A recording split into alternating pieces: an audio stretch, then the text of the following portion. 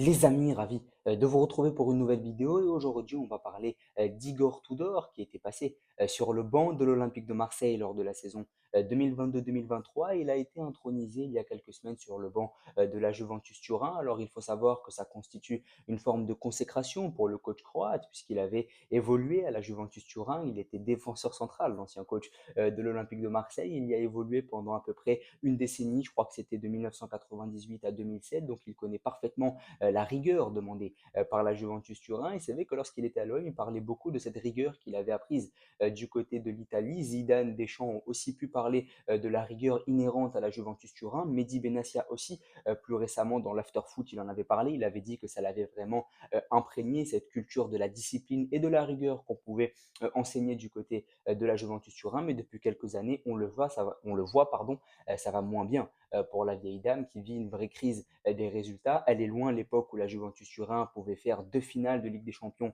en 3 saisons et l'heure est à la reconstruction. La Juve a voulu cet été repartir de l'avant en intronisant Thiago Motta, qui sortait d'une très belle saison du côté de Bologne. Malheureusement, ça a tourné au vinaigre, notamment sur les 2 derniers matchs de l'ancien milieu de terrain du Barça, où malheureusement il y a eu 2 lourdes défaites. La première à domicile 4-0 face à l'Atalanta Bergame et la deuxième face à la Fiorentina 3-0 en déplacement du côté de Florence. Ces 2 dernières défaites ont sonné le glas de l'aventure de Thiago Motta du côté de la Juventus Turin et le board turinois s'est tourné vers Igor Tudor. On va essayer un peu de parler du style Igor Tudor parce que je trouve que c'est un entraîneur qui divise énormément. Je pense que si vous sondez les supporters de l'Olympique de Marseille, eh bien, il y aura vraiment de 50-50. Il y aura vraiment des gens qui vous diront j'ai adoré le passage d'Igor Tudor à l'OM et d'autres qui vous diront j'ai détesté le passage du coach croate du côté de la cité phocéenne. Moi, je fais partie de la première catégorie. Je pense qu'Igor Tudor a fait beaucoup de bien à l'Olympique de Marseille. Malheureusement, son tempérament et la culture très française qu'il pouvait y avoir du côté de l'Olympique de Marseille ont constitué une limite, mais ça, je vais l'expliquer un peu plus tard dans la vidéo. Alors tout d'abord, quel est le style de jeu d'Igor Tudor? Je trouve que c'est un style de jeu qui est assez énergivore. Tout d'abord, c'est un style de jeu qui requiert énormément d'intensité et qui est inhérent à ce que les coachs modernes, ou en tout cas les jeunes coachs, veulent mettre en place. Igor Tudor, c'est un coach qui est plutôt jeune, il va avoir 47 ans dans les prochaines semaines et c'est vrai que c'est un coach qui demande beaucoup de rigueur à ses joueurs, d'intensité et ça c'est évidemment calqué sur ce que demande le football moderne. On a souvent un 3-4-2-1 qui fait la part belle au piston. On se rappelle de Nuno Tavares qui était vraiment ce piston très offensif du côté de l'Olympique de Marseille. L'OM avait également recruté Jonathan Klaus pour permettre à Igor Tudor d'avoir aussi ce latéral très offensif. Donc la première clé du jeu d'Igor Tudor, c'est vraiment l'importance que vont avoir les pistons qui sont quasiment des meneurs de jeu dans ce système en 3-4-2-1. Ce qui va aussi être très important dans ce système d'Igor Tudor, c'est le dépassement de fonction des centraux. On se rappelle avec Chancel Bemba, on avait ce défenseur central droit, mais qui pouvait aussi évoluer latéral pour laisser l'espace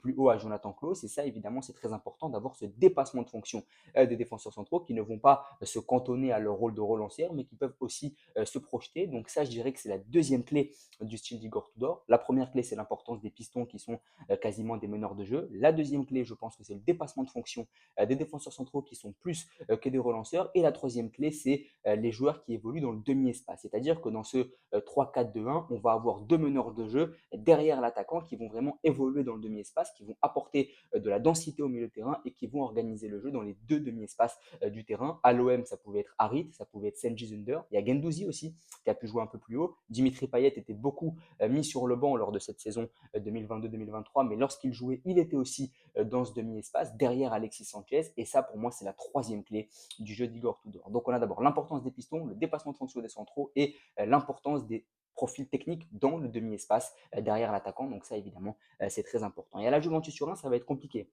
à retranscrire puisque je trouve que niveau défenseurs centraux, il n'y a pas vraiment les joueurs qu'il faut. Je trouve que ça manque foncièrement de qualité technique. On le voit avec Gatti. Je trouve que c'est pas le joueur sur lequel tu peux compter à la relance. Balerdi avait beaucoup de défauts, mais il était à l'aise avec le ballon. C'est ce qui permettait à l'Argentin de s'inscrire dans ce collectif. Samuel Gigot avait pu connaître une certaine forme de limite sous Igor Tudor, puisque sa qualité technique assez limitée lui permettait pas de s'installer pleinement en tant que titulaire. Donc c'est ça qui m'inquiète du côté de la Juventus Turin d'Igor Tudor, c'est que pour le moment, tu n'as pas ces joueurs qui vont pouvoir relancer. C'est ce que Thiago Motta a connu aussi comme limite. C'est que Thiago Motta à Bologne, il avait l'habitude d'avoir des centraux qui savaient jouer au ballon. Il y avait notamment Lukumi qui était très à l'aise avec le ballon, qui pouvait l'apporter, etc. Aujourd'hui, on n'a pas ça du côté de la Juventus Turin et ça peut constituer un problème. Mais je pense que le joueur qui peut être vraiment très important dans cette arrière-garde de la Juventus Turin version Igor Tudor, c'est Pierre Kaloulou. Parce que si on part du principe que tu vas jouer dans une défense à 3 et que Kaloulou, c'est un joueur qui à la base est un latéral qui peut aussi jouer central, eh bien,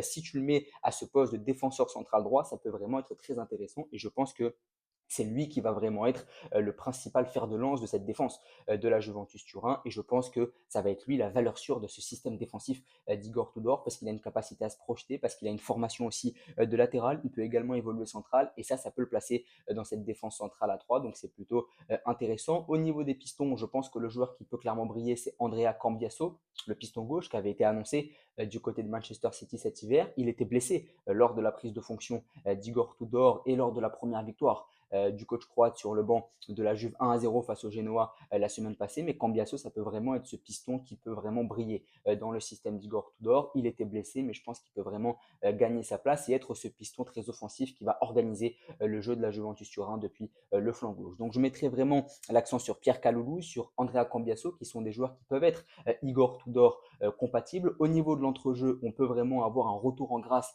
de Kefren Turam, même si ça va mieux depuis quelques semaines. Son début d'aventure avait été difficile du côté de Turin. Là, ça va mieux. Il recommence à marquer, il recommence à se projeter comme il pouvait le faire du côté de Nice. Et dans l'intensité que demande Igor Tudor à ses milieux de terrain, je pense que Kefren Turam peut clairement être ce joueur qui va gratter des ballons, qui va se projeter parce qu'il a une sacrée projection de balle. Donc, ça peut être vraiment très intéressant. Et je mettrai aussi l'accent sur Koop Miners et Yildiz dans le demi-espace à la Harit Under. Pourquoi? Parce que Koop Miners, il connaît parfaitement ce système de jeu très énergivore. Il l'a expérimenté à l'Atalanta sous Gasperini et parce que Yildiz, c'est vraiment ce profil technique qui va se mettre dans le demi-espace et qui va organiser le jeu. Il l'a déjà montré lors du premier match d'Igor Tudor en marquant et en libérant la vieille dame pour lui permettre de gagner 1-0. Donc je pense vraiment que l'accent va être mis là-dessus. Kaloulou depuis la défense centrale, Cambiasso en tant que piston gauche et puis Koop Miners et Yildiz pour briller dans le demi-espace. Yildiz parce que c'est un profil technique qui est assez rare et Koop Miners parce qu'il connaît ce système Gasperini, Tudor, il connaît un peu ces systèmes de coach très italiens qui vont demander à leurs joueurs de fournir énormément d'efforts et d'être des sacrés joueurs de ballon. Et Koop Miners est un sacré joueur de ballon, donc ça, c'est évidemment très intéressant. Donc on voit que Tudor a de quoi briller du côté de la Juve parce que c'est un coach moderne, c'est un coach novateur, c'est un coach qui a des idées. Alors pour le moment, il a peut-être pas tous les hommes qu'il veut. Je pense que un mec comme Vlahovic, un mec comme Gatti, c'est peut-être pas des mecs qui sont Igor Tudor compatibles pour le moment. Et pourquoi pas essayer de leur inculquer quelques valeurs de jeu. J'ai peur que Tudor tombe dans le piège dans lequel est tombé Thiago Motta, c'est-à-dire ce piège un peu d'être le coach jeune, de tomber un peu dans le panneau, d'arriver dans un très grand club et de craquer, parce que jusque-là, Tudor a brillé à l'OM, Motta avait brillé à Bologne, c'est des clubs qui sont plus petits que la Juventus Turin. Alors évidemment, il y a beaucoup de pression à l'OM, mais ça reste un plus petit club que la Juventus Turin. Et là, vraiment, arriver dans un grand club comme ça, quand tu es un jeune coach, et en plus, tu n'as entraîné que des petits clubs, entre guillemets, c'est évidemment compliqué. Mais la limite à laquelle a pu sortir Igor Tudor à l'OM, et j'en parlais en début de vidéo, c'est cette culture très française où les joueurs vont se plaindre dès lors que l'intensité va s'élever à l'entraînement. C'est vrai que ça, Igor Tudor y a été confronté dès le début. Beaucoup de joueurs de l'OM lui avaient reproché la difficulté de ses séances. C'est pour ça qu'un mec comme Valentin Rongier a fini par devenir titulaire parce que c'était l'un des seuls qui à l'entraînement ne se plaignait pas vraiment du rythme et de l'intensité demandée par Igor Tudor, puisque Rongier, c'est un joueur qui est très bosseur, mais c'est vrai qu'à un moment donné, beaucoup avaient reproché à Igor Tudor sa surdiscipline, sa surrigueur, et ça, dans un club français comme l'OM, c'est pas forcément quelque chose de très répandu. Mais ce qui est bien, c'est qu'à la Juventus Turin, les joueurs ont l'habitude de cette discipline et de cette rigueur. Tudor, c'est un coach qui est biberonné à cette rigueur made in Juventus Turin. Il a vraiment cet ADN dans le sang et ça, évidemment, c'est une limite à laquelle il ne va pas se heurter. C'est vrai que là, il est vraiment dans un club très italien. Il est vraiment dans un club où la discipline prime et où il va pouvoir avoir ce côté un peu autoritaire, entre guillemets. C'est vrai que l'année dernière, Tudor avait fait une pige du côté de la Lazio Rome. Il était arrivé en fin de saison. Il était parvenu à qualifier la Lazio pour la Ligue Europa, mais ça avait été compliqué. Même si en termes de résultats, Tudor il s'en sort avec 6 victoires, 3 nuls et 2 défaites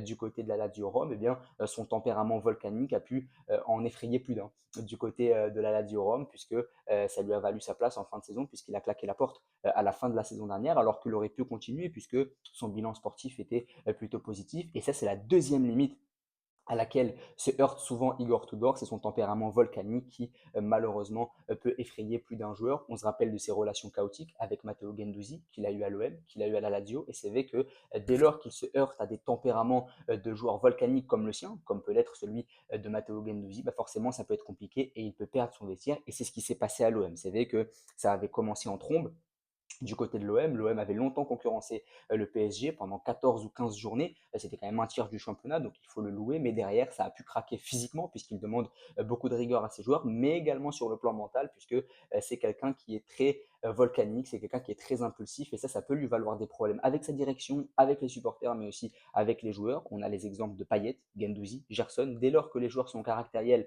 en face, le fait qu'il ait ce caractère-là aussi, ça peut être compliqué et des fois dans le management, il a pu montrer quelques défauts et ça évidemment c'est problématique. Donc je dirais qu'Igor Tudor en tant qu'entraîneur moderne et novateur a tout pour réussir à la Juve puisqu'il a la discipline demandée par la Juve, il est biberonné par cet ADN là puisqu'il est passé du côté de la vieille dame. Je pense que tactiquement ça peut être très intéressant malgré les limites de certains joueurs. J'ai peur qu'il tombe dans le piège dans lequel est tombé Thiago Motta, d'arriver dans un grand club et de se rendre compte que le costume est peut-être un peu trop grand. La limite aussi c'est peut-être son tempérament qui fait que des fois il peut perdre ses joueurs en route, mais globalement je trouve qu'il y a des joueurs qui ont de quoi briller dans ce système Tudor, que ce soit Coupe Miners, que ce soit Yildiz, que ce soit Cambiasso ou encore Kalulu.